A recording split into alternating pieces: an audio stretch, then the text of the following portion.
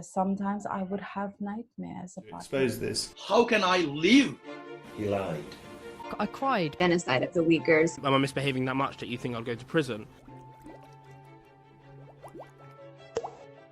Today we're extremely lucky to be joined by Rayhan Asat and Yonah Diamond. Rayhan is an attorney in a Wall Street law firm and also fighting to free her brother from a concentration camp in China. And Yonah is a legal counsel at the Raoul Wallenberg Centre of Human Rights and currently representing Ekpar in our fight to free him from these Chinese concentration camps. Rayhan, I wanted to start with you. Would you possibly be open to sharing your experiences and your story about why you became involved in fighting against the oppression of Uyghurs and what your personal situation is? I mean, this cause is very personal for me, and it's frightening because it involves my own brother. In 2016, when I was still a student at Harvard Law, my brother came to the United States to participate in an international exchange program. Yet many world leaders attended, including your former Prime Minister, Margaret Thatcher. And I just so excited for him, the opportunity it presented. And I actually met with him in Washington, D.C. We had a wonderful walk, talk, and dinner. Within days, he was going to bring our parents to attend my graduation. And all of them canceled coming to the United States to be with me as I graduated, the first Uyghur from Harvard Law School. The fact that my brother was taken to the concentration camps immediately after returning from the United States makes it very obvious that he was targeted for partaking in an international exchange program. Chinese government's official documents articulate that any Uyghur who has traveled abroad or has foreign connections are often perceived as extremists and they need to be re-educated. More than 4 years.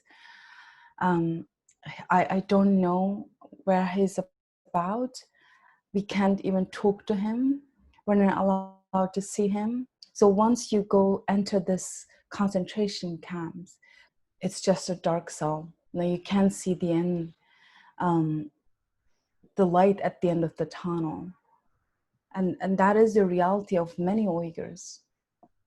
All of my advocacy is truly out of love for my brother and trying to free him. One thing I realized, I'm so busy trying to free him, I didn't pay attention to a lot of these complex emotions. At the end of the day, we lost somebody. You have this 5 stages of grief, and I never allowed myself to grieve because how could I grieve somebody who could still be alive? Lately, because I've been advocating on his behalf so hard, sometimes when I write an article, I just couldn't help. Tears would run down, even just saying his fine name, I get so emotional. I'm an attorney. Unfortunately, the fight that I'm having takes place in a totalitarian country. The law is power and the rule of law are absolutely extinguished. So I feel powerless sometimes, but at the same time, I'm grateful to fight for him as an attorney, as a sister, and using my voice to amplify his cause, as well as shining a light on the larger crisis against the millions of Uyghurs. And what sort of effect has this had on you? It's a very difficult position. I mean, as a sister, no matter how many years has been, his presence is ever more felt. He's my best friend. We used to do things all the time together. I miss talking to him about my life, a small career achievements, or a relationship stories. I miss those siblings moments that we used to have. And on top of this, sometimes I would have nightmares about him where I found him in this very dark cell. And as I was trying to reach out to him, he couldn't recognize me. And, sometimes I just want to, even in my dreams or in my imagination, want to embrace him. But I know he can't feel those emotions So I tried to talk to him, but sometimes I would look at his picture and try to send a message of hope. I can go to court and argue cases on behalf of clients, but for my own brother, there's nothing I could do. I wanted to ask Yonah, in a recent article in Foreign Policy, you describe what's going on as a genocide. Why would you be able to explain why you think it fits this definition? Any of the following acts committed with the intent to destroy in whole or in part a national, ethnical, racial, or religious group as such. And the acts include killing, causing serious bodily or mental harm to members of the group. It includes deliberately inflicting on the group conditions of life calculated to bring about its physical destruction in whole or in part, imposing measures intended to prevent births within the group, and forcibly transferring children of the group to another group. And that's what's happening to the Uyghur people, either through torture or through deprivation of food, etc. There's a massive birth prevention program.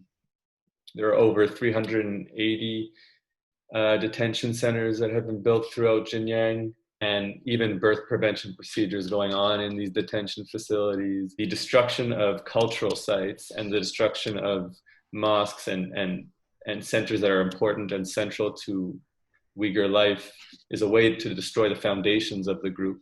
And that's been ongoing for a while, since 2016. So all this together clearly amounts to a genocide, and there's lots to discuss, but these are just a few aspects of how it's a genocide. The US State Department spokesman Morgan Ortagus has asserted that what is happening to the Uyghur people is potentially the worst crime that we have seen since the Holocaust. How do you see, Rayhan, the international community responding, and do you think the Western world are being incredibly negligent? Your statement is absolutely correct. The wall of the internment camps in China may not look like Berlin Wall, but with barbed wire and sophisticated technology, families are torn apart. So far, many world leaders chose to remain bystanders because of China's economic and political influence. These governments influence and control over our international institutions like the UN Human Rights Council. Other repressions, like in Darfur, for instance, the genocide of Rohingya, or systematized racial oppression of apartheid in South Africa. These atrocities and historical injustice sparked public condemnation and actions by high-profile artists in the film and music industries, among others. This apartheid united many musicians, including Bob Dylan, to record an extraordinary protest album in 1985. So I think celebrities can make a huge impact because they do have massive followers that they could inform and galvanize to join the movement to end oppression. The international's response has been very indifferent because of China's both political and economic influence, and which is so devastating. And I laid out recently in the Hill article, I'm personally looking for a Hollywood hero to speak out on this issue. I said it, I'm looking for Richard Gere because he spoke out and became a strong advocate for Tibetans.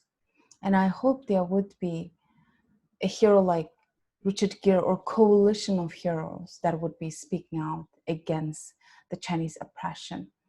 We need our politicians from democratic countries to step up, join the club. I think the United States is leading this effort, but I want them, including Germany, and I have to call them out because, these are democratic countries, our Western allies, that we share similar values, democratic values. We care about the rule of law. We care about human rights.